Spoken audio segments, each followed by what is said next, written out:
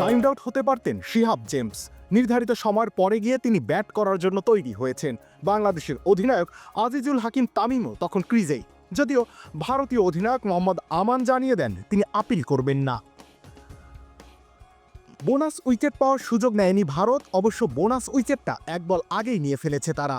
Caught behind হয়ে সাজঘরে ফিরে গেছেন জাওয়াদ আবরার। অফসাইডের বাইরের বল তাড়া করতে গিয়েছিলেন তিনি।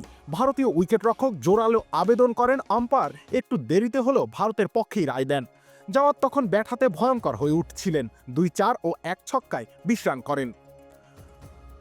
আর আউট হওয়ার পর তার চাহনি বলে দিচ্ছিল বল উইকেট রক্ষকের হাতে যাওয়ার আগে ব্যাট ছোঁয়নি। ডিআরএস নেই, তবে টেলিভিশন রিপ্লেতেও ব্যাটের সাথে বলের সংঘর্ষের ব্যাপারে বিন্দুমাত্র নিশ্চিত হওয়া যায় না। এই ঘটনার জন্য প্রস্তুত ছিল না বাংলাদেশ দল, তাই তো পরের ব্যাটার শিহাব জেমস ক্রিজে আসার জন্য তৈরি ছিলেন না। লেবুর সুঘ্রাণ আরো বেশি, ত্বকের যত্ন আরো বেশি, চলে আরো বেশি। আপনার পকেটে কি বিদেশি না বাংলাদেশি? তৈরি হয়ে নামতে গিয়ে একটু দেরি করে ফেলেন অনফিল্ড আম্পায়ার। বিষয়টা ক্রিজে থাকা আজিজুল হাকিমকে জানান। ভারতীয় অধিনায়ক পরে এসে জানান তারা আবেদন করবেন না। এই দফায় বেঁচে যান শিহাব জেমস। অ্যাঞ্জেলো ম্যাথিউসের মতো টাইমড আউট হতে হয়নি তাকে।